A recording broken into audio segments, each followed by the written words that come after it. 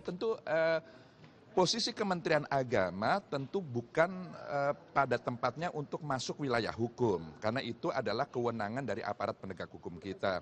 Kementerian Agama sebatas melakukan preventif, bagaimana agama digunakan betul-betul justru untuk menyatukan kita di tengah-tengah keragaman, karena setiap agama itu menyampaikan pesan yang sama, bagaimana agar setiap kita itu bisa tetap hidup rukun, damai, dan seterusnya. Bukan sebaliknya, bukan lalu kemudian agama dijadikan faktor atau alat untuk memecah belah di antara kita. Ini yang terus-menerus kita lakukan, tidak hanya ke tokoh-tokoh agama, ke ormas-ormas Islam, tapi ke semua kita melalui penyuluh-penyuluh agama kita dan semua yang ada di lingkungan Kementerian Agama. Kementerian Agama hanya melakukan tindakan preventif, Pak Budi. Kalau kita lihat ormas ini kan memang berada di bawah naungan ada Kementerian Dalam Negeri, kemudian juga Kementerian Luar Negeri juga ada, di bawah yayasan juga ada. Apakah kemudian ke depannya akan ada satu payung saja atau satu pintu saja atau bagaimana di revisi nanti? Jadi begini, membuat undang-undang ini kan dari kajian akademis, dari semua persyaratan. Kalau itu nanti mengerucutnya memang harus cuma satu undang-undang saja, tidak ada masalah. Dulu Undang-Undang 885 cuma satu. Tapi sebetulnya kalau ormas-ormas yang tadi disebutkan Pak Menteri Agama, memang itu sudah ada undang-undangnya juga. Di PNPS sudah ada penodaan dan sebagainya. Itu nggak mungkin sudah diatur di undang-undang ini, diatur di undang-undang ormas. Itu nggak mungkin. Jadi ya ketika di ruang publik itu berlakulah hukum publik. Banyak sebetulnya undang-undang. Kita ini nggak mungkin membuat undang-undang tumpang tindih karena sudah diatur di sini kemudian diatur. Jadi nanti pun kalau revisi, kita memang mau merevisi ketegasan di dalam penindakan ormas di aturan undang-undang ormas ini, tentu kita juga mengacu pada undang-undang yang lain. Kita namanya ada harmonisasi di Kumham. Jadi nggak bisa kita ini lolos begitu saja tanpa harmonisasi. Jadi masalah perundangan saja, masalah peraturan saja sangat-sangat rumit begitu ya Pak Budi ya? Rumit. Di kita ini banyak aturan di ruang publik ini yang apakah ini nanti jadi satu undang-undang ormas itu kan bagaimana kajiannya nanti. Kalau memang harus satu, kita tidak alergi lah, pemerintah itu satu, siapapun yang melaksanakan. Tapi Pak Budi selama ini pengawasannya seperti apa sih yang dilakukan oleh Kemendagri terhadap ormas-ormas ini? Sebetulnya kami apa mekanismenya? Secara administrasi berjenjang sampai dengan kabupaten kota pengawasan itu, kemudian penindakan tentu kami tidak dikasih alat ataupun mandat di dalam undang-undang itu untuk nangkap dan sebagainya. Tentu kami koordinasi dengan kepolisian. Jadi kepolisian itu dalam melakukan tindakan juga ngecek ini pengurusnya siapa saja dan sebagainya. Sehingga komunikasi, koordinasi dengan aparat hukum kita sudah sering lakukan itu. Oke, terkait dengan penegak hukum atau kepolisian nih Pak atau Prof Mahfud mengatakan bahwa Kapolri menyatakan butuh dua instrumen, legitimasi hukum dan juga legitimasi publik. Ini kenapa kemudian harus ada legitimasi publik kalau memang ada hukumnya, Pak? Iya, begini, karena kadangkala kalau hukumnya ditegakkan secara apa adanya, memang kadangkala di masyarakat ada problem. Kalau saya mengikuti Kapolri memberi contoh begini, bagaimana misalnya di luar soal keormasan, ada orang merambah hutan karena kebutuhan yang sangat mendesak, karena kemiskinan, itu kan melanggar hukum. Nah kalau ditindak, legitimasi hukumnya ada, udah ada undang-undangnya, tapi bagaimana nasib orang itu? Masyarakat juga menyatakan bahwa itu harus diperlakukan dalam konteks ormas misalnya, ormas keagamaan, dalam konteks ormas keagamaan, bagaimana Anda bisa menjelaskan dua elemen ini? Ya agak susah bagi saya menjelaskan, karena kalau saya berpandangan legitimasi hukum itu harus lebih ditegakkan. Karena begini, kalau pertimbangannya terlalu pada hal-hal yang sangat tidak jelas, sangat spekulatif tentang apa yang dimaksud legitimasi publik gitu. Misalnya soal tindak kekerasan oleh ormas tertentu, sweeping yang dilakukan ormas tertentu, itu legitimasi hukum jelas kan untuk dilakukan. Tapi di tingkat masyarakat itu timbul kontroversi. Ada yang mengatakan Loh itu karena aparatnya sendiri tidak bertindak kok sehingga orang bertindak sendiri. Nah itu mungkin yang dimaksud legitimasi publik. Tapi ini gitu. kemudian membuat aparat penegak hukum juga kemudian kehilangan wibawa, kehilangan kekuatan, kehilangan power, negara juga kehilangan power untuk mendesak legitimasi hukum itu sendiri. Iya, justru itu. Makanya kalau saya katakan lebih baik kita itu negakkan saja hukum. Legitimasinya pada legitimasi hukum aja kalau Polri dan aparat penegak hukum lainnya gitu ya. Legitimasi publik nanti biar diuji di pengadilan aja kan. Kan pengadilan juga bisa mempertimbangkan banyak faktor gitu. Oke. Terkait tadi kita kembali masalah soal revisi. Tadi dikatakan bahwa di awal ketika seleksinya sangat-sangat mudah, apakah kemudian ke depannya poin-poin itu akan dipersulit atau bagaimana menurut Anda? Idealnya seperti apa? Ya. Apa saja pasal-pasal yang kemudian harus di... Saya hanya melihat satu hal sejauh terkait dengan Undang-Undang nomor 17 itu ya.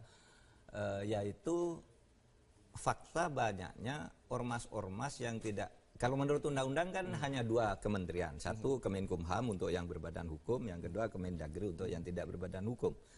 Tetapi dalam faktanya kan banyak tuh yang tidak masuk ke salah satunya ini. Dan itu kadang-kala langkah-langkahnya sangat signifikan, berpengaruh tengah masyarakat. Inilah yang menurut saya perlu pengaturan khusus. Pengaturan seperti apa? Ya diatur saja bahwa ormas-ormas yang tidak mendaftarkan di kedua kementerian tersebut, misalnya diharuskan ABCD dan aparat bisa melakukan tindakan hukum sesuai dengan ABCD, gitu kan bisa diatur seperti itu. Sehingga bisa langkah antisipatif itu bisa dilakukan oleh semua kementerian seperti Menteri Agama dan sebagainya. Tetapi kalau terjadi sesuatu itu akar masalahnya bisa diambil, akar kegiatannya itu. Karena apa? Karena selama belum terdaftar secara resmi, tindakan itu hanya tertuju pada perorangan.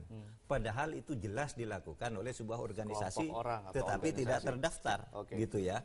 Ya. Selama ini kan seorangan, ada orang sweeping tangkap masuk penjara, ada orang ini tangkap tapi ormasnya sendiri karena tidak ada resminya. Mau membubarkan apa kita? Gitu. Terkait dengan wacana tentang revisi Undang-Undang nomor 17, kapan kira-kira akan kemudian bergulir atau mungkin akan dilangsungkan dari Kemendagri sendiri? Saya kira prosesnya kan jelas membuat undang-undang ada kajian, ada kajian akademisnya, kemudian persetujuan antara kedua belah pihak karena undang-undang itu diproduk oleh legislatif dan eksekutif. Jadi kalau salah satu pihak nanti memberi belum perlu, tentu ini tidak bisa. Kami tidak bisa bahas sendiri. Nah, itu harus dengan DPR. Saya kira kajian sudah berjalan dari beberapa masyarakat, informasi juga kami menampung, kami buat suatu telaah. Ini nanti apakah perlu direvisi apa tidak, karena memang mandat dari undang-undang ini pun baru dibuat PP-nya. Karena 2 tahun ini perintahannya setelah undang-undang. Ini kan masuk MK dulu. MK sudah hampir setengah tahun di sana, kemudian kita baru membuat PP-nya baru Desember kemarin, dan ini sedang sosialisasi, belum tersosialisasi, sehingga ini kita laksanakan dulu lah. Kita laksanakan, bisa nggak kita memperketat bagaimana pendaftaran tanpa mengurangi hak-hak. Artinya desakan publik untuk membubarkan ormas-ormas radikal ini butuh proses yang panjang. Tidakkah kemudian ada jalan yang lebih simpel, yang lebih pendek kemudian untuk mengakomodir desakan publik itu, Prof? Susah menurut saya ya, saya pelajari undang-undang yang ada sekarang itu kan sebenarnya sudah sangat bagus ya, sehingga hak-hak publik terlindungi, kemudian prosedur-prosedur hukum juga jelas. Artinya memang ini masalah yang di luar jangkauan. Bagaimana ini mengatur yang itu tadi, yang misalnya spontan seperti itu, grup motor dan sebagainya itu kan mereka mengorganisir diri, ada ketuanya, ada ininya, ada cara komunikasinya gitu. Tapi tidak bisa ditindak kan begitu. Kecuali dia nabrak orang rame-rame lalu orangnya bukan organisasinya. Nah itu yang memang susah ya diaturnya. Tetapi saya kira perlu didiskusikan lebih serius gitu oleh DPR, pemerintah dan sebagainya. Perguruan tinggi saya kira harus ikut memikirkan itu sekarang. Jadi sekali lagi kita harus menunggu begitu Pak Budi ya. Ya prinsipnya kami melindungi hal yang lebih besar. Demokrasi ini kan sudah kita menjadi demokrasi bahkan nomor 3 di dunia, terbesar. Kita nggak mungkin setback ini, Pak. Ini sekarang ada hal-hal yang perlu dibenahi. Yang perlu dibenahi ada regulasi lain. juga bisa dikeluarkan peraturan-peraturan setingkat. Peraturan bisa peraturan mandiri ketika itu memang dibutuhkan. Ketika itu tugas pokoknya polisi, bisa mandiri itu peraturan itu. Langsung dibuat saja. Tinggal pilih saja instrumen hukum yang sudah ada dioptimalkan oleh penegak hukum, asal penegak hukum melakukannya dengan tegas, begitu ya. Jangan mengorbankan hal yang besar ini tadi, demokrasi dan sebagainya, HAM. Ketika kita membuat peraturan ternyata melanggar hal yang besar ini. Baik. Sebelum kita mengakhiri perjumpaan, mungkin Prof ingin memberikan closing statement untuk masalah ini. Ya, saya untuk saat sekarang masalah ada di depan kita, tetapi saya kira yang paling penting sekarang ini sambil menunggu nanti penataan seluruhnya itu bagaimana penegakan hukum terhadap kasus-kasus konkret yang sudah ada di lapangan. Misalnya begini, kan sudah ada sebuah organisasi yang tidak terdaftar, yang belum terdaftar secara resmi menurut yang saya dengar. Sebut nama mungkin, Prof. Ya misalnya HTI, misalnya itu sudah jelas-jelas mau mendirikan khilafah gitu. Itu kan bertentangan dengan undang-undang keormasan. Dan tidak terdaftar. Tapi tidak terdaftar. Ada juga ormas seperti FPI sering dituding melakukan tindakan yang melanggar ketentuan ormas, yaitu merampas wewenang penegak hukum. Misalnya sweeping itu kan wewenangnya penegak hukum. Tetapi tidak bisa ditindak karena ormasnya tidak terdaftar. Tapi orangnya yang tertangkap aja. Itu pun dimaksimalkan. Orang yang tertangkap ini langsung aja ditindak gitu. Dengan instrumen hukum yang ada. Iya, dengan instrumen hukum yang ada. Baik, Prof. Mahfud MD, terima kasih telah berbagi insight bersama kami. Juga Pak Budi, terima kasih telah hadir di Metro Pagi Prime Time. Dan pemirsa, Menteri Agama telah mengeluarkan pernyataan tegas terkait keberadaan ormas Islam dan keagamaan jangan sampai memecah belah persatuan Indonesia. Dan pemirsa, Metro Pagi Prime Time akan segera kembali usai jeda berikut ini.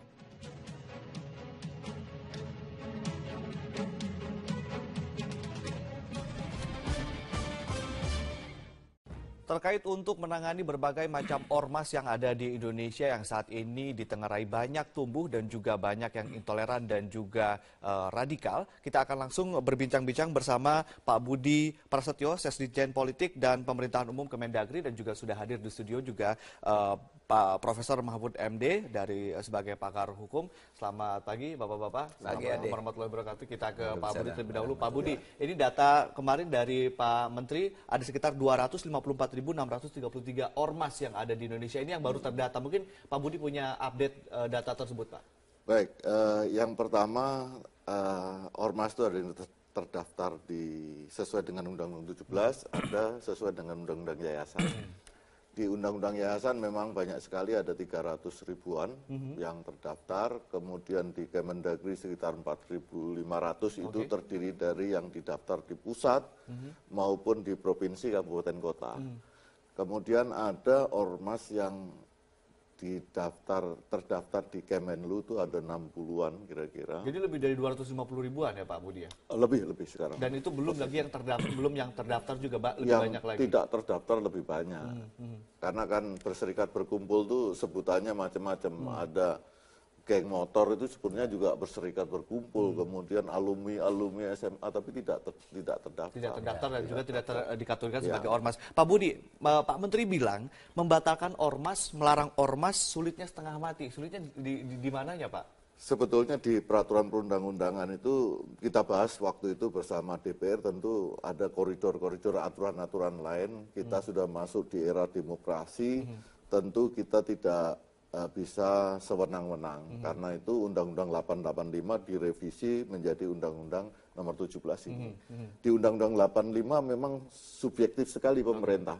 Begitu menentukan dia salah atau anarkis langsung bisa dibubarkan. Tapi dengan katakanlah dengan wacana demokrasi yang berkembang, apakah ini juga semakin mempersulit dari Kemendagri untuk mengaturnya? Tidak, penegakan hukum itu dilakukan secara berdasarkan hukum karena itu prosesnya tentu panjang. Itu yang dianggap sulit karena kita sudah sepakat kita negara hukum, prosesnya ditentukan oleh putusan hukum, putusan pengadilan dan sebagainya. Ini yang proses menjadi panjang. Kita tidak bisa lagi bicara kembali setback ke masa lalu karena ini kita masuk di era demokrasi di mana kebebasan berserikat berkumpul dijamin di pasal 28. Memang negara kita ini tidak menganut bebas-bebasnya. Artinya di pasal 28 pun dikunci di huruf C itu bahwa kebebasan itu perlu diatur oleh peraturan perundang-undangan. Baik, tapi pada faktanya belakangan ini justru sebebas mungkin begitu ya Pak Mahfud. Ini kalau kita lihat negara kan memang memiliki power untuk menekan, untuk kemudian juga mempush apapun elemen yang ada di bangsa ini untuk kemudian sesuai koridor Undang-Undang 45, Pancasila. Tapi kemudian begitu rumit, begitu tumpulnya ketika mengurusi ormas-ormas yang kemudian dinilai intoleran dan juga radikal begitu. Kenapa menurut Anda, Pak? Ya, karena ya tadi Pak Budi itu mengatakan Indonesia ini negara hukum. Jadi memang demokrasi, kedaulatan rakyat itu memang harus berjalan seiring dengan demokrasi. Prinsip penegakan hukum. Dan saya sering katakan berhukum itu harus bersabar. Tidak bisa serampangan, karena kalau misalnya sekarang serampangan terhadap seseorang atau satu kelompok, suatu saat ganti orang, ganti pejabat, itu orang lain yang kena, kita pun bisa kena. Gitu. Oleh sebab itu hukum itu harus benar-benar ditegakkan. Cuma memang problemnya dalam masalah ormas-ormas yang disebut radikal ini menjadi sangat sulit ya, karena aturan-aturannya begitu ketat, malah jauh lebih susah Pak ya dari tahun 85 gitu. Membubarkan sekarang udah bisa sembarangan. Tidak bisa begitu saja membubarkan ya. Apalagi misalnya ormas-ormas yang disinyalir intoleran dan radikal itu saya dengar 3 atau 4 hari lalu dari Pak Mendagri, Pak Cahyokumolo, itu tidak terdaftar di Kemendagri. Jadi gimana mau membubarkan mau membubarkan sesuatu yang tidak terdaftar gitu. Nah itu jadi masalah. Saya kira kita memerlukan instrumen hukum pelengkap dari yang ada. Itu bagaimana membubarkan satu kelompok yang anarkis. Instrumen hukum yang belum lengkap artinya dalam Undang-Undang Nomor 17 itu ada celah yang bisa dilengkapi di mananya tuh, Prof? Iya, misalnya bagaimana ormas-ormas atau kelompok-kelompok masyarakat yang melakukan langkah-langkah melawan hukum, tetapi dia bukan badan hukum atau bukan ormas yang terdaftar di Kemendagri. Kan ada yang di badan hukum itu bentuknya yayasan dan perkumpulan. Dan di Kemendagri itu terdaftar aja, mendaftar di situ, tidak usah berbadan hukum. Tetapi ada juga yang tadi disebutkan tuh, ini kelompok-kelompok yang bikin kegiatan-kegiatan, misalnya ingin mengganti dasar negara, ingin mengganti undang-undang dasar, khilafah, itu tujuannya begitu jelas-jelas. Tetapi dia mau ditindak tidak ada badan hukumnya. Nah ini kan perlu instrumen hukum. Kalau menggunakan instrumen hukum yang tersedia, memang sih bisa saja yang di luar itu misalnya KUH pidana. Kalau begitu kan bisa dianggap gerombolan gitu ya. Tetapi itu tidak bisa organisasinya. Itu orang per orang dan itu tidak mudah. Pak Budi, ada Pak Mendagri katanya menyatakan ada sejumlah organisasi yang dinilai intoleran ini tidak terdaftar. Apa saja mungkin bisa disebutkan namanya? Sebetulnya secara data itu kami sebutkan tadi sudah banyak. Cuman seperti geng motor itu kan bisa langsung dibubarkan, itu memang kelompok organisasi ya. Dan itu banyak di kelompok-kelompok di masyarakat tadi yang dibilang Pak Mahfud itu memang di KUHP itu semuanya sudah diatur sebetulnya. Memang yang dikenakan sudah banyak juga, yang dipenjara yang anarkis itu, tapi baru orang per orang, karena barang siapa itu kemudian orang. Jadi sebetulnya di proses hukum itu sudah banyak sekali Pak. Karena bisa KUHP, kalau penodaan agama ada BNPS 165, semuanya sudah dilaksanakan oleh pihak kepolisian. Baik, Pak Budi dan juga Prof. Mahfud, ada informasi mengenai fakta-fakta mengenai ormas di Indonesia. Pemirsa, keberadaan organisasi kemasyarakatan atau ormas di Indonesia merupakan bentuk dari hak berserikat yang dimiliki oleh setiap warga negara. Meski demikian, ketentuan mengenai ormas telah diatur dalam undang-undang agar tidak bertentangan dengan Pancasila dan Undang-Undang Dasar 1945. Berdasarkan Undang-Undang Nomor 17 Tahun 2013, ormas merupakan organisasi kemasyarakatan yang didirikan dan dibentuk masyarakat secara sukarela, berdasarkan kesamaan aspirasi, kegiatan maupun kepentingan. Pendirian ormas dapat dilakukan oleh minimal 3 warga negara Indonesia dan dapat berbentuk badan hukum maupun bukan badan hukum. Setiap ormas dapat memiliki ciri tertentu yang mencerminkan cita-cita ormas, namun asasnya tidak boleh bertentangan dengan Pancasila dan Undang-Undang Dasar 1945. Dalam melaksanakan kegiatannya, ormas pun memiliki sejumlah larangan. Di antaranya dilarang untuk melakukan tindakan permusuhan terhadap suku, agama, ras, dan golongan tertentu, melakukan kegiatan separatis, melakukan kekerasan, dan mengganggu ketertiban umum. Jika larangan ini dilanggar, maka ormas dapat dikenai sanksi dari peringatan tertulis, penghentian bantuan dana, hingga pencabutan izin. Tim Liputan Metro TV. Ya, tadi dikatakan bahwa ada sejumlah ormas yang memang tidak memiliki izin, tidak bisa dibubarkan. Kalau misalnya katakanlah Hizbut Tahrir Indonesia, Front Pembela Islam, ini mereka punya izin atau bagaimana? Sebetulnya ada yang misalkan sudah terdaftar, Pak. Ketika di ruang publik sudah beda lagi. Ketika di ruang publik, ketika dia melakukan pelanggaran, maka ada sanksi-sanksi KUHP dan sebagainya. Sebetulnya di KUHP juga sudah komplit, Pak. Ketika dia anarkis, ketika dia merusak taman, ada perda. Dan ini sudah banyak yang kena sanksi-sanksi itu. Saya kira catatan di Polda sudah banyak setiap kegiatan aktivitas anarkis sudah ada penahanan. Namun ini tidak masuk pada organisasinya. Ini baru orang per orangnya atau kelompok-kelompok tertentu yang ikut demonstrasi. Saya kira penegakan hukum sudah banyak dilakukan, bahkan ketika Polres tidak netral pun dicopot dari jabatan. Ini tindakan-tindakan yang sudah dilakukan oleh aparat. Karena sebenarnya pejabat ini kan disumpah untuk melaksanakan peraturan perundang-undangan. Jadi ini kalau menurut Anda, Prof, kenapa kemudian ormas-ormas ini semakin berani? Apakah karena memang ketidakjelasan instrumen hukum itu atau mungkin ada elemen lain, ada faktor lain? Faktor lain sekarang suara untuk memberi kebebasan itu kan semakin kuat di tengah-tengah masyarakat ya. Media massa juga menggunakan kebebasannya sendiri. Pada akhirnya dia juga sulit mengontrol, melarang orang lain untuk tidak menggunakan kebebasannya dengan caranya sendiri. Oleh sebab itu maka yang terpenting itu adalah yaitu tadi penegakan hukum. Kalau dia belum terdaftar secara resmi di Kemenkumham maupun di Kemendagri, ya orang-orangnya saja ditindak. Anggap aja itu gerombolan kan. Gerombolan itu kan tidak ada organisasinya. Orang-orangnya ditindak tapi kan kemudian mengulangi perbuatannya lagi setelah bebas, itu bagaimana, Prof? Ya. Ini faktanya memang seperti itu yang terjadi. Ya memang itu kan akhirnya kan residivis dia sebenarnya kalau dia lagi. Oleh sebab itu hukum tetap harus tegak ya. Kalau melakukan lagi ya ditindak lagi. Gitu. Ada wacana bahwa Kemendagri akan melakukan revisi Undang-Undang Nomor 17. Apakah ini tepat ataukah mubazir? Bagaimana menurut Anda? Saya kira tepat ya untuk mengisi kekosongan itu, untuk menindak ormas-ormas yang secara faktual ada tetapi tidak terdaftar di Kemendagri maupun di Kemenkumham. Itu sehingga nanti ada ininya ada landasan untuk menindaknya. Ada payung hukumnya. Memang sekarang seperti dikatakan Pak Budi tadi, berbagai undang-undang sudah bisa mengatur menindak tindakan itu. Tapi kalau jenis kelompok yang jenisnya sudah jelas ada, terorganisir dan tentu ditentukan syarat-syarat apa bisa disebut ormas tetapi tidak terdaftar secara resmi yang bisa ditindak sebagai satu kesatuan organisasi, itu saya kira memang perlu ditambah untuk hal-hal yang seperti itu. Undang-undangnya ditambah, direvisi, lalu kemudian juga penegakan hukum yang lebih penting begitu ya. Tapi saya ingin kembali ke awal nih, Pak Budi. Emang sebegitu gampangnya Pak bikin ormas? Mendaftar secara online ke Kemendagri, lalu kemudian juga ada yang lewat Kementerian Luar Negeri begitu? Prinsipnya kita mempermudah masyarakat, melayani masyarakat, sehingga kita dalam pendaftaran itu tidak terlalu banyak persyaratannya.